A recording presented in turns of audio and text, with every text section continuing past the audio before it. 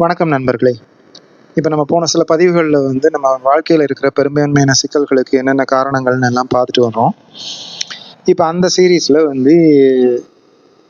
இந்த பதிவில் என்ன பார்ப்போம் அப்படின்னா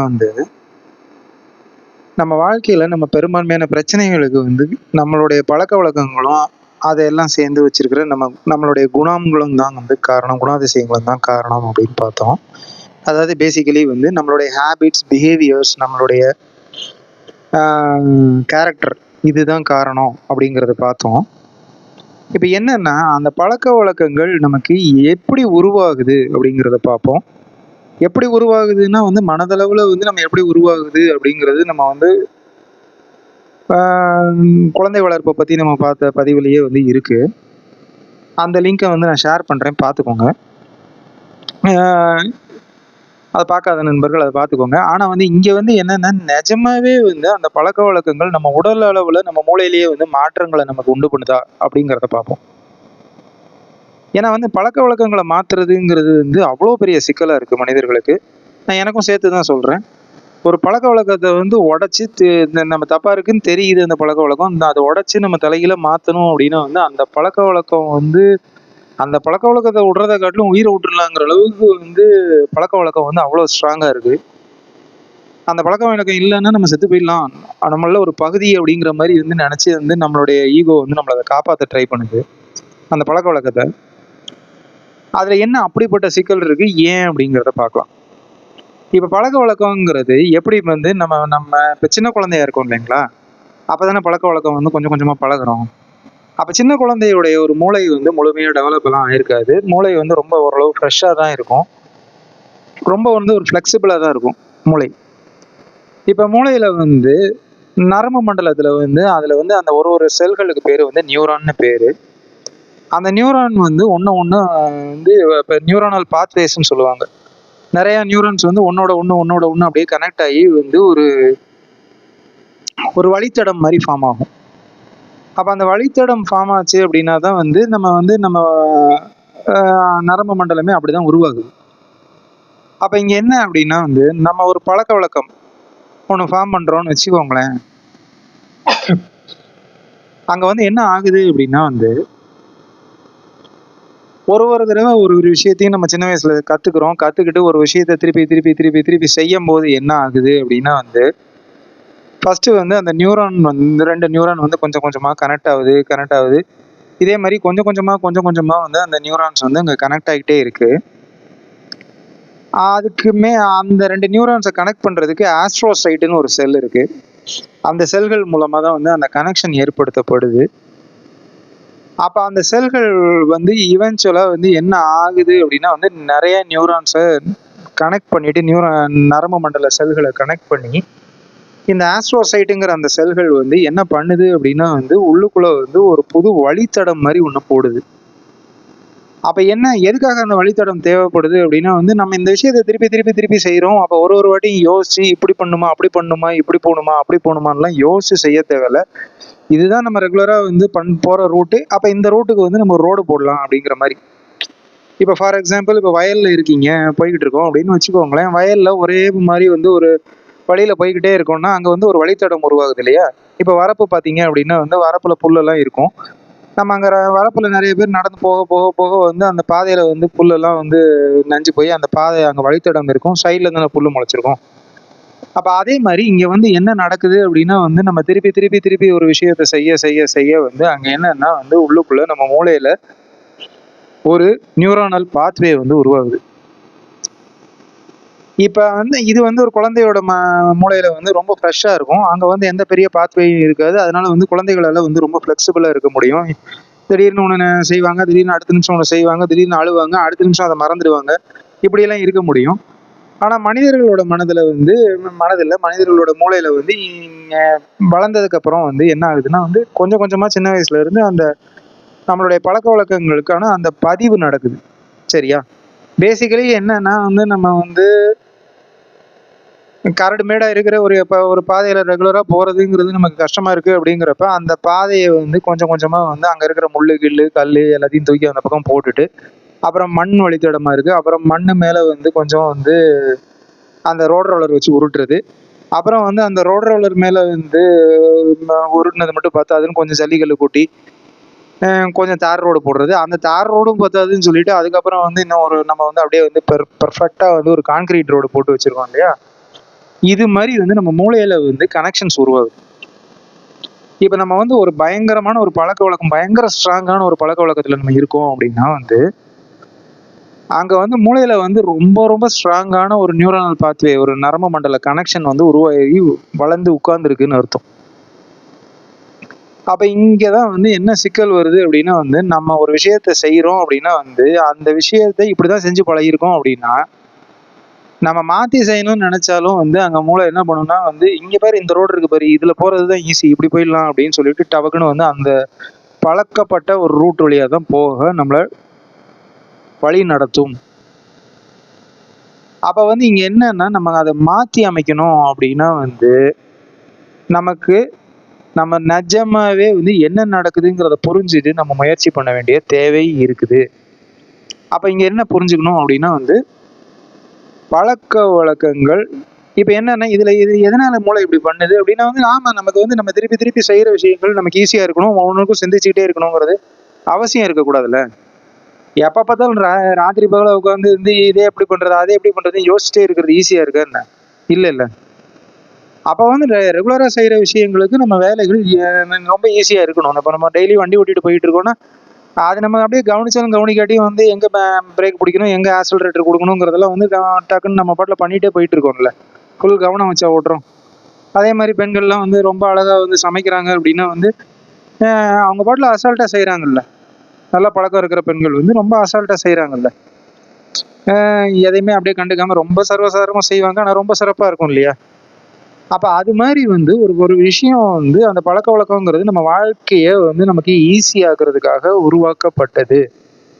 ஆனா என்னன்னா, நம்ம வந்து தவறான பழக்கவழக்கங்களையும் நம்ம பழகி வச்சிருக்கிறப்ப, அந்த தவறான பழக்கவழக்கங்கள் நம்ம வாழ்க்கைய நடத்தும்போது, நம்மளுடைய பழக்கவழக்கங்களே வந்து நமக்கு எதிரியா மாறுது. நமக்கு எதிரியா திருப்பி விடப்பட்டிருக்கு. அந்த பழக்கவழக்கங்கள நம்ம புற சூழ்நிலைகள வந்து மாத்தி அமைக்கிறது மூலமா சியான் சிகிதர்கள் நம்ம பழக்கவழக்கங்களையே நமக்கு தவறான பழக்கவழக்கங்கள குடுத்துட்டு, சின்ன வயசுல இருந்து தவறான பழக்கவழக்கங்கள நம்ம பழகி வச்சுட்டு, நம்ம பழக்கவழக்கங்களோடயே நம்ம சண்டை போட்டுட்டு நம்ம வாழ்க்கையில பெரும்பகுதியே வந்து நம்ம பழக்கவழக்கங்கள்னாலே நாசமாயிட்டு இருக்கோம் அப்படிங்கிறது நமக்கு தெரியாம வந்து நம்ம அறியாமையில வாழ்ந்து அழிஞ்சு போய்க்கிட்டு இருக்கோம். அப்ப இங்க என்ன தேவைப்படுது அப்படின்னா வந்து நம்மளுடைய தவறான பழக்கவழக்கங்கள் என்ன? நம்மளுடைய தவறான குணங்கள் என்ன? அப்படிங்கிறத நமக்கு கவனிக்க வேண்டிய தேவை வருது. இப்ப இது நம்மளுடைய தவறான பழக்கவழக்கங்கள் என்ன? நம்மளுடைய தவறான குணங்கள் என்ன? நம்மள சுத்தி இருக்கிறவங்களுடைய தவறான பழக்கவழக்கங்கள் என்ன? தவறான குணங்கள் என்னங்கிறத கவனிக்கணும் அப்படின்னா, நமக்கு சுத்தி இருக்கிறவங்க கூட புரிஞ்சிரும். ஆனா வந்து நம்மளுடைய தவறான பழக்கவழக்கங்கள், நம்மளுடைய தவறான குணங்கள் நமக்கு புரியணும்னா, எப்ப நமக்கு புரியும் அப்படின்னா வந்து, நம்ம லைஃப்ல ஒரு விஷயம் நடக்குது அப்படின்னா வந்து, நம்ம எப்ப பயப்படுறோம், நம்ம எப்ப கோவப்படுறோம் அப்படிங்கிறத கவனிக்க பழகுங்க. அடுத்து நம்மளுடைய பயம்னா என்ன? கோவம்னா என்ன? பயம் எப்ப வருது? கோவம் எப்ப வருது? அப்படிங்கிறத முதல்ல புரிஞ்சுக்கோங்க. அப்ப பயம் எப்ப வருது? கோவம் எப்ப வருது? அப்படிங்கிறது வந்து நீங்க புரிஞ்சுக்கிட்டீங்க அப்படின்னா வந்து, அந்த பயம் வந்து நியாயமான காரணத்துக்காக வருதா? பயப்பட வேண்டியதுக்கு பயப்படணும். பயப்பட தேவையில்லாததுக்கு பயப்படக்கூடாது. அப்ப வந்து பயம் வந்து ஒரு நியாயமான காரணத்துக்காக வருதா? பயம் தேவையில்லாத காரணத்துக்காக வருதா? அப்படிங்கிறத பிரிச்சு பார்க்க தெரிஞ்சு, தேவையில்லாத விஷயங்களுக்கு பயப்படுறத முதல்ல நிறுத்தணும். அந்த தேவையில்லாத விஷயத்துக்கு பயந்துட்டு நம்ம ஒரு செயல் செய்யாம இருக்கிறது, நம்ம பேசாம இருக்கிறது, பயந்து ஒதுங்குறது, இல்ல கோவப்பட்டு கத்துறது, இது எல்லாத்தையும் கொஞ்சம் கொஞ்சமா நம்ம மாத்துனா தான் வந்து நம்ம வாழ்க்கை சிறப்பா மாறும். நம்ம மாத்துனா மட்டும் பத்தாது. இந்த புரிதல் வந்து நம்மள சுத்தி இருக்கிற நம்ம குடும்பத்தாருக்கும் வரணும். அப்பதான் வந்து குடும்பங்கள் சந்தோஷமா இருக்கும். அதே மாரி நம்மள சுத்தி இருக்கிற நம்ம நண்பர்கள், நம்ம சமூகத்துக்கும் இந்த புரிதல் வரணும். அப்பதான் வந்து நம்ம நம்ம நம்ம சமூகத்துல நம்ம ரொம்ப சந்தோஷமா, மகிழ்ச்சியா வாழ முடியும். ஆனா வந்து இது முதல்ல மாற்றம்ங்கிறது எங்க இருந்து ஆரம்பிக்கணும் அப்படின்னா வந்து நம்ம தனி மனிதன் நம்ம கிட்ட இருந்து தான் ஆரம்பிக்க முடியும். முதல்ல நமக்கே புரியல, நமக்கு இவ்வளவு பிரச்சனை இருக்குன்னு தெரியிற நமக்கே இது ஒழுங்கா புரியல. நம்ம வந்து இத சரியா செய்யல அப்படின்னா வந்து நம்ம எப்படி வந்து நம்ம குடும்பத்த மாத்த முடியும்? நம்ம குடும்பத்த மாத்த முடியலன்னா நம்ம சமூகத்த எப்படி மாத்த முடியும்? அதெல்லாம் முடியாது. நேரா வந்து எனக்கு என்ன பிரச்சனைங்கிறதே எனக்கு முதல்ல புரியாம, நான் போய் வந்து சமூக பிரச்சனையெல்லாம் நான் போய் தீர்க்கிறேன் அப்படின்னு சொல்லி போறதுங்கிறது வந்து சரி கிடையாது. அது ஒர்க் அவுட் ஆக போறதில்ல. நம்ம சமூகத்துல இன்னும் புதுசு புதுசா பிரச்சனைகளை உருவாக்கிட்டு தான் உட்காந்துட்டு இருப்போம். நம்ம குடும்பத்துல நம்ம இன்னும் புதுசு புதுசா பிரச்சனையை உருவாக்கிட்டு தான் இருப்போமே தவிர, ஒரு பிரச்சனையுடைய ஆணிவேர் புரிஞ்சுது, அந்த சிக்கலுடைய ஆணிவேர் புரிஞ்சா தான் வந்து அந்த ஆணிவேரை வெட்டி எடுக்க முடியும். அது வெட்டி எடுத்தா தான் வந்து நம்ம பிரச்சனைங்கிற ஒரு ஆலமரத்தை சாய்க்க முடியும். அப்ப அந்த ஆணிவேரையே வந்து நம்ம வந்து புரிஞ்சுக்கல அப்படின்னா வந்து பிரச்சனைகளை சால்வ் பண்ண முடியாது. அப்ப ஒரு பழக்கவழக்கம் மாறணும் அப்படின்னா வந்து அடிப்படையில பழக்கவழக்கங்கள் இப்படிதான் உருவாகுதுங்கிறத முதல்ல புரிஞ்சுக்கோங்க. அப்ப புதுசா வந்து ஒரு ரூட்ல நம்ம புதுசா ஒரு பழக்கவழக்கம் உருவாக்க ட்ரை பண்றோம் அப்படின்னா வந்து புதுசா வந்து அந்த ரோடுல நம்ம போனோம் அப்படின்னா அங்க வந்து கொஞ்சம் கரடு முரடா தான் இருக்கும். கல்லு குத்தும், முள்ளு குத்தும் எல்லாம் இருக்கதான் செய்யும். அப்படி இருக்குதுங்கிறதுக்காக ஐயோ இது கஷ்டமா இருக்கேன்னு சொல்லிட்டு நம்ம வந்து அதை விட்டுறதுங்கிறது தப்பு. முதல்ல வந்து நம்மளுடைய தவறான பழக்கவழக்கங்கள் என்னங்கிறத ஐடென்டிஃபை பண்றதுக்கு நம்மளுடைய உணர்ச்சிகளை கவனிக்கப்படுங்க. எப்பெல்லாம் வந்து நம்ம உணர்ச்சி வசப்படுறோம் அப்படிங்கிறத கவனிக்கப்படுங்க. பாருங்க. அப்ப அந்த உணர்ச்சி வசப்பட்டு நம்ம ஒரு விஷயத்த பண்றோம்னா அந்த நேரம் எப்பயுமே வந்து நம்ம அது தப்பா தான் முடியும். அப்ப நம்ம எப்ப உணர்ச்சி வசப்படுறோம், நம்ம சுத்தி இருக்கிறவங்க வந்து எப்ப உணர்ச்சி வசப்படுறாங்க, எதுக்கு உணர்ச்சி வசப்படுறாங்க, அவங்க நம்ம உணர்ச்சி வசப்படுறதுக்கு ஏதாவது காரணம் இருக்கா, அந்த காரணம் நிஜமாவே உணர்ச்சி வசப்பட அளவுக்கு பெரிய காரணமா, அடுத்தவங்க உணர்ச்சி வசப்படுற அளவுக்கு அது பெரிய காரணமா? அப்ப வந்து இதெல்லாம் வந்து நம்ம கவனிச்சு நம்ம வந்து நாம முதல்ல மாத்திக்கணும். அப்ப வந்து இத முதல்ல பண்ண ஆரம்பிங்க. பண்ண ஆரம்பிச்சீங்க அப்படின்னா வந்து பழக்கவழக்கங்களை நம்ம மாத்த முடியும். கொஞ்சம் கொஞ்சமா நம்ம மாற்றத்தை கொண்டு வர முடியும். இந்த பழக்கவழக்கங்களை மாற்றுறதுக்கு ஜாப்பனீஸ்ல வந்து கெய்சன் அப்படின்னு ஒரு மெத்தட் இருக்கு. அது ரொம்ப அருமையா வேலை செய்யும். என்னன்னா வந்து பழக்கவழக்கங்கள் நம்ம ஒரே நாள்ல கத்துக்கிட்டு ஒரே நாள்ல நம்ம மாற்றத்தை கொண்டு வரல.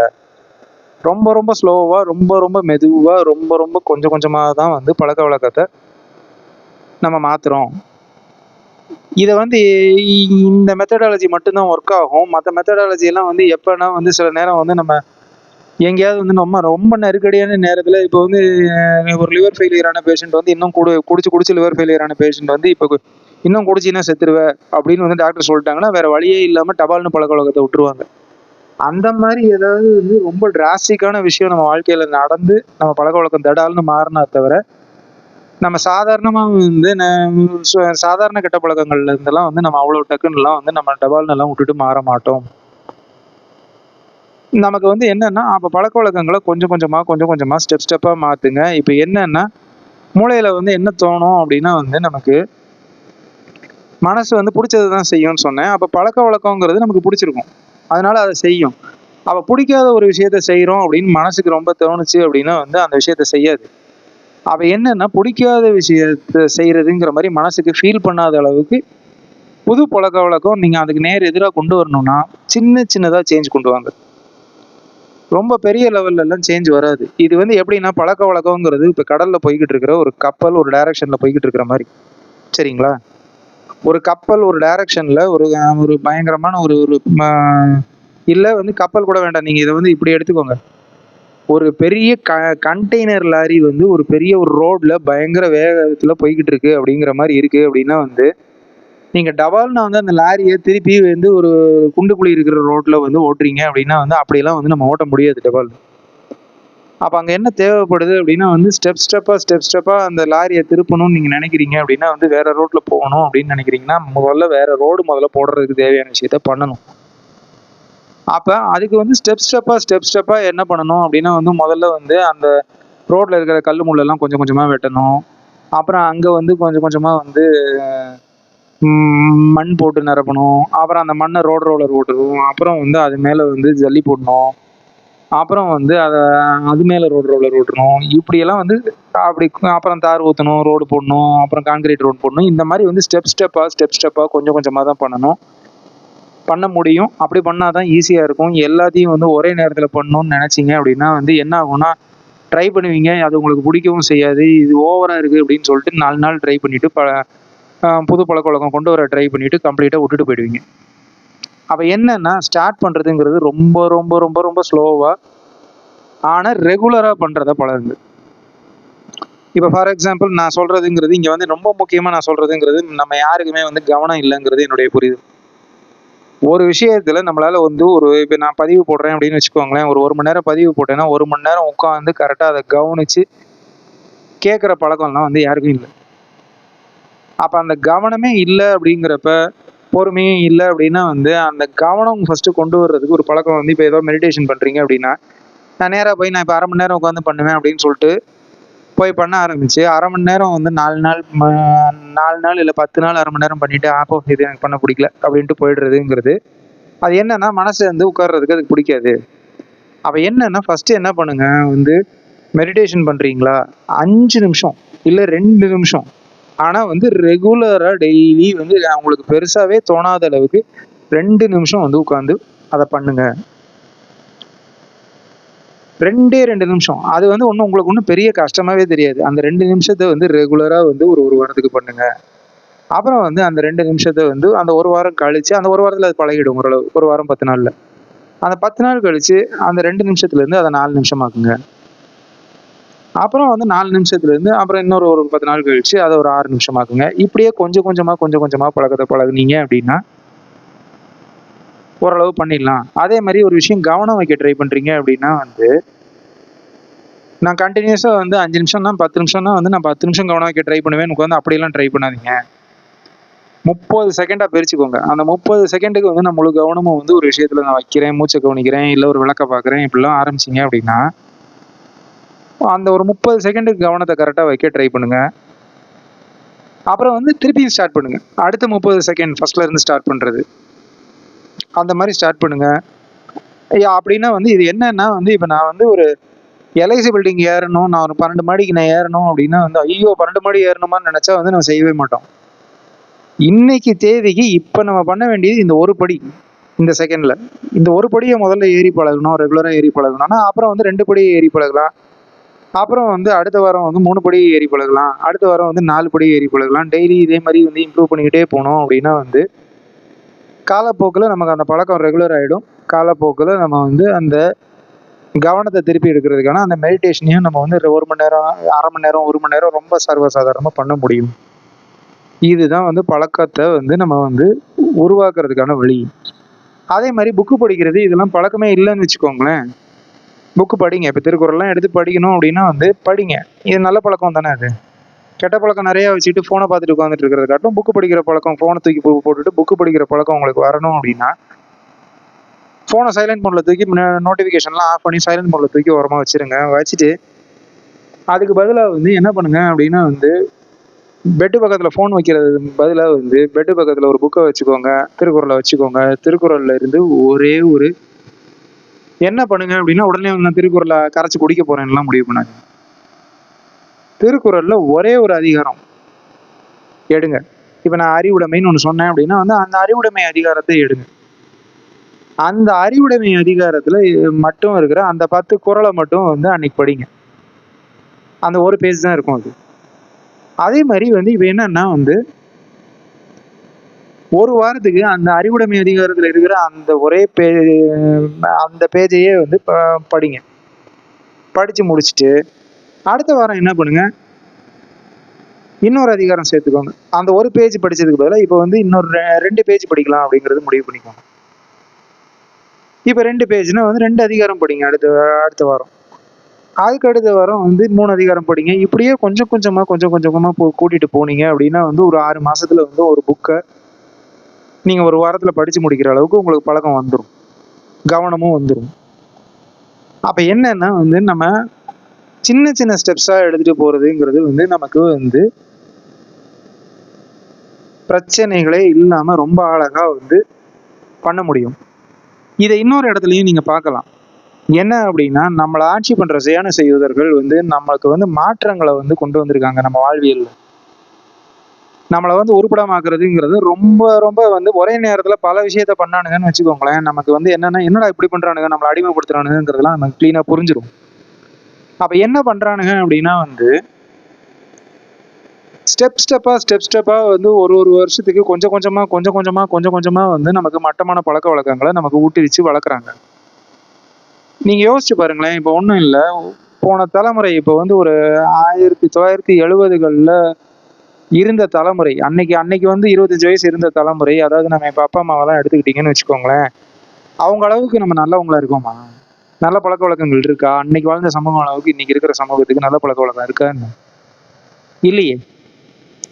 அப்ப ஏன் எப்படி மாறணும் அப்படின்னு யோசிச்சு பார்த்தீங்கன்னா, கொஞ்சம் கொஞ்சமா, கொஞ்சம் கொஞ்சமா நமக்கு வந்து வசதி வசதின்னு சொல்லி, அன்னைக்கு இருந்த அந்த நல்ல பழக்கவழக்கங்கள் எல்லாத்தையும் அழிச்சு, இன்னைக்கு வந்து நம்மள வந்து வசதிங்கிற பேர்ல வடிகட்டின சோம்பேறிகளாக்கி, நம்மள மூளையும் யூஸ் பண்ண விடாம, நம்மள வந்து தத்தியாக்கி, செயற்கை அறிவு, நுண்ணறிவு இதெல்லாம் சொல்லி, நம்ம என்னமோ பயங்கர அறிவாளி சமூகமா மாறிட்ட மாரி, நம்மள வந்து கொஞ்சம் கொஞ்சமா, கொஞ்சம் கொஞ்சமா நகர்த்தி இந்த இடத்துக்கு கொண்டு வந்திருக்கானுங்க. சும்மாலாம் இல்ல. நீங்க நெனைக்கிற அளவுக்கு இல்ல. அப்ப வந்து என்னன்னா, அவனுங்க பழக்கவழக்கத்த நமக்கு வந்து கத்துக் குடுக்குறதுமே வந்து, நம்ம சமூகத்த கெடுக்கிறதுமே வந்து எப்படின்னா, கொஞ்சம் கொஞ்சமா, கொஞ்சம் கொஞ்சமா அடி மேல அடி வச்சு ஸ்டெப் ஸ்டெப்பா தான் நகர்த்திட்டு வந்திருக்கானுங்க. நம்ம முன்னோர்களோட பழக்கவழக்கத்துல வந்து உடைச்சு, நம்மள வந்து இந்த அளவுக்கு கொண்டு வர்றதுங்கிறது வந்து எப்படின்னா வந்து, கிட்டத்தட்ட வந்து ஒரு நம்ம நம்ம தமிழ் சமூகத்தெல்லாம் கெடுத்ததுங்கிறது ஒரு 700 வருஷ ப்ராசஸ் அது. மெதுவா கெடுத்திருக்கானுங்க. அப்ப வந்து அதே மாரி வந்து நம்ம என்னன்னா, கெட்ட பழக்கவழக்கங்கள்லேருந்து நம்ம மாத்தணும் அப்படின்னா வந்து, அதுவுமே ஒரு ஸ்லோவான ப்ராசஸா தான் இருக்கும். இம்மீடியேட்டான ரிசல்ட்ஸ்லாம் எதிர்பார்க்காதீங்க. பொறுமையை கடைப்புடிங்க. நிதானத்த கடைப்புடிங்க. விடாமுயற்சி கடைப்புடிங்க. ஸ்டெப்பா ரொம்ப ரொம்ப ரொம்ப சின்ன சின்ன ஸ்டெப்ஸா வந்து ஃபாலோ பண்ணுங்க. அது நமக்கு கஷ்டமே தெரியாம நம்ம பழக்கவழக்கங்கள் ரொம்ப அருமையா, அழகா மாறும். இதுக்கு வந்து ஆங்கிலத்துல வந்து நீங்க அதான் பார்க்குற உங்க நண்பர்கள் வந்து கைசன் மெத்தடுன்னு ஜாப்பனீஸ் மெத்தட் இருக்கு. நான் அதோட லிங்க்ஸ் வந்து டிஸ்கிரிப்ஷன் பாக்ஸ்ல ஷேர் பண்றேன். நீங்க பார்க்கணும்னா பார்த்துக்கோங்க. அதே மாரி வந்து 2 புத்தகங்கள் இருக்கு. ஆ அட்டாமிக் ஹேபிட்ஸ் அப்படின்னு ஒரு புத்தகங்கள். அட்டாமிக் ஹேபிட்ஸ்னு ஒரு புத்தகம். அது தமிழ்லயும் இருக்குன்னு நெனைக்கிறேன். வேணும்னா வாங்கி படிங்க. அதே மாரி மாடிஃபையிங் ரிட்டார்டட் பிஹேவியர் அப்படின்னு ஒரு புக் இருக்கு. இது வந்து அவ்வளோ ஈஸியா கிடைக்காது. இது எல்லாத்துக்கான லிங்க் வந்து என் டெலகிராம் சேனல்ல இருக்கு. நீங்க அதில போய் தேடி பார்த்துக்கோங்க. அதில இன்னும் வந்து அட்டாமிக் ஹேபிட்ஸாவது வந்து சின்ன சின்னதா பழக்கவழக்கங்களை எப்படி உருவாக்குறதுங்கிறத அவர் சொல்றாரு. ஆனா வந்து மாடிஃபையிங் ரிட்டார்டட் பிஹேவியர்ல நம்மளுடைய முட்டாள்தனமான பழக்கவழக்கங்கள், மட்டமான பழக்கவழக்கங்கள்னால தான் வந்து பிரச்சனையே வருதுங்கிறதே வந்து அவர் கிளீனா சொல்லிட்டார். அத மாடிஃபை பண்ணணுங்கிறத. சரிங்களா? அப்ப வந்து என்ன அப்படின்னா வந்து, நம்ம பழக்கவழக்கங்கள மாத்துவோம் நண்பர்களே. நம்ம பழக்கவழக்கங்கள் மாறுறது மூலமா நம்மளுடைய குணாதிசயங்கள் மாறும். நம்மளுடைய குணாதிசயங்கள் மாறுறது மூலமா நம்ம ரொம்ப ரொம்ப சிறப்பான வாழ்க்கை வாழ முடியும். அது சாத்தியம். நமக்கும் சாத்தியம், நம்ம குடும்பத்துக்கும் சாத்தியம், நம்ம சமூகத்துக்கும் சாத்தியம். என்ன தேவைன்னா வந்து, அறியாமையிலிருந்து முதல்ல விலகணும். அறிவ நோக்கி பயணிக்கணும். உணர்வ நோக்கி பயணிக்கணும். நமக்கு புரிதல் தெளிவா வரணும். புரிஞ்சதுக்கப்புறம் வந்து அத வந்து சிந்திக்கணும். கரெக்ட்டா செயல்படுத்தணும். சரியா? செயல்படுத்தினா தான் வந்து நம்ம வாழ்க்கை மாறும். அந்த செயல்படுத்துறதுக்கு தேவையான காலம், நேரம் எல்லாம் நம்ம செலவு பண்ணணும். பண்ணாமலாம் வந்து வரப்போறதில்ல. அத முதல்ல புரிஞ்சுக்கோங்க நண்பர்களே. நம்ம வாழ்க்கையை மாத்துவோம். சிறப்பா வாழ்வோம். ஓகே நண்பர்களே. அடுத்த பதிவுல சந்திப்போம். நன்றி, வணக்கம்.